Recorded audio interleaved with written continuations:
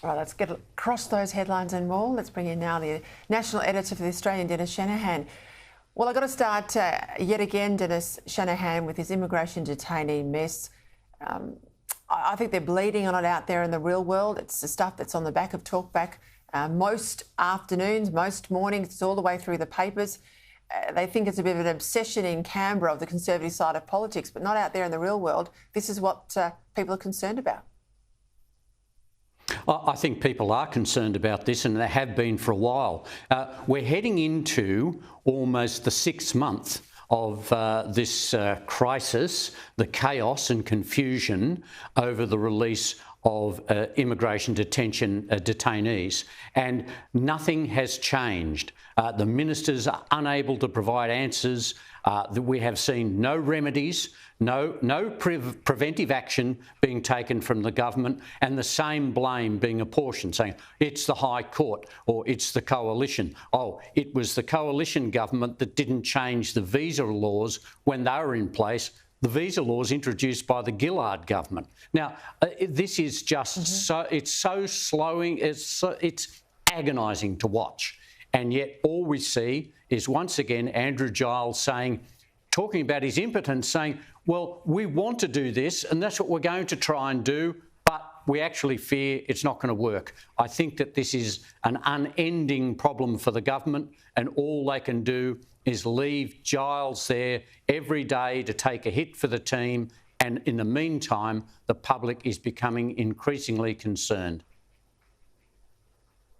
Yeah, but the longer they leave Giles there, the more that the Prime Minister's the one who looks impotent, because in the end, he chooses the team he puts on the field. He's given this bloke the big task of dealing with our borders. He's clearly not up to it. As you say, it's been 6 months of incompetence. I know that the Liberals like to call him hapless and hopeless. I think he's criminally incompetent. It's worse than just that. So how does the Prime Minister not see he's got to move this guy out and put a tough nut in there? Or is it about factional numbers inside the Labor Party? I mean, why is he still there? Well, I think one of the things you have when you have an ongoing problem that is going to go for a few more months yet, if you start to put people in, you burn them up. So what you do is you leave Giles there as a charred memory of political competence, and you wait until it is clear, and then you move him, and he takes all of the problems with him, and the new person comes in untarnished and can actually start a new regime. Dennis, let me jump in there. I think that's I agree with that.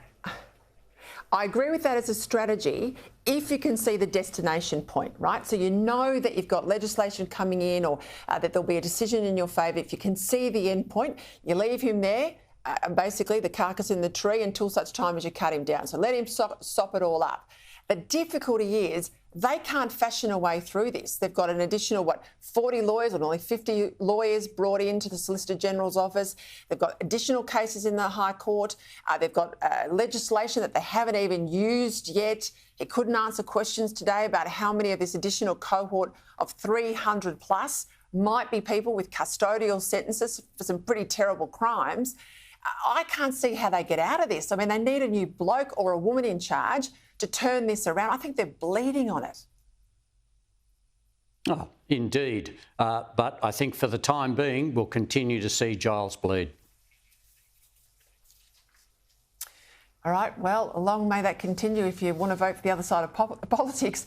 Talk to me about what we saw in Queensland on the weekend. We had that local council, although it's a very big council for people outside of Brisbane. The Brisbane City Council's huge footprint, unlike other states, and those two by-elections, huge swings there. Adrian Schrinner, of course, the Liberal LNP member, retained as Lord Mayor. But these swings, Anastasia Palaszczuk's seat of Inala, a 30% swing away from Labor. Ipswich West, 18.5% swing to the LNP. What did you make of the weekend, and how much of this might transfer in terms of broader ramifications to federal Labor? Well, look, you always have to be careful about transferring particularly local government elections and state government elections to federal government. You do see from time to time states voting out one federal coloured government and introducing the opposite colour, Liberal, Labor, Labor, Liberal. So it does happen at times. But I think what the problem for Labor here is the size of these swings. After all, it was a swing in a by-election in a state seat in New South Wales, the seat of Penrith, that actually led to the downfall of Kevin Rudd as the leader of the Labor Party.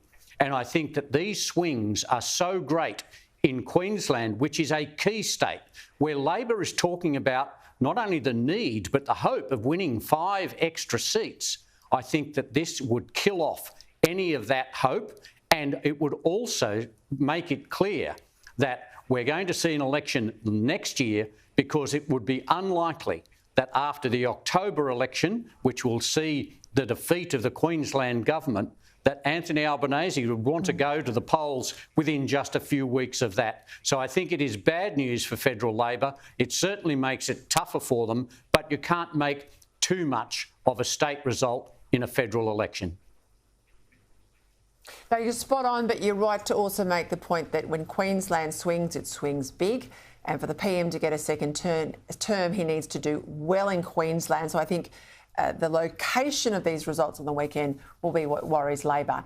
Talk to me about that extraordinary interview by Jenny George in The Australian on the weekend. I mean, she's making it clear she's not a Liberal, she's not voting for the other side or anything like that, but she is always, she says, a union woman. She still is a union woman, but the Labor Party has left her, and her concern hinges on particularly the climate issue and the way in which renewables and fossil fuels being taken out of regional communities is impacting jobs. Her focus is the worker in these blue-collar roles, and a lack of confidence that this nirvana of green jobs in the future will materialise.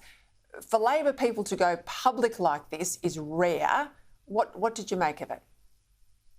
Oh, well, look, I'm a great fan of Jenny George. She's a great letter writer in The Australian, and I'm always glad to see one of her letters, because she deals with numbers. She analyses things, and then she'll say, well, hold on, you're promising 640,000 new jobs as you go to a carbon-free economy. But how many carbon jobs are going to be lost as a result? And then you do the sums, and then you talk about the jobs.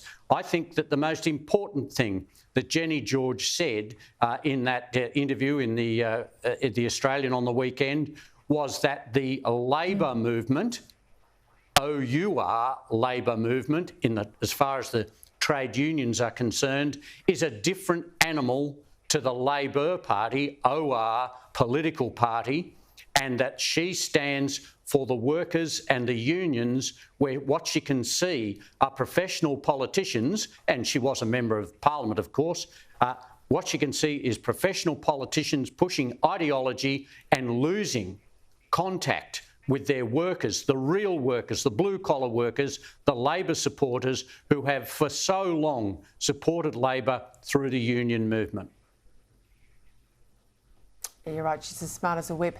Just quickly, Paul Keating has been approached, or I'm not sure the origins of this likely meeting, but it is now confirmed it will go ahead. He will meet, former PM Keating will meet with the Chinese Foreign Minister Wang Yi in Sydney this week.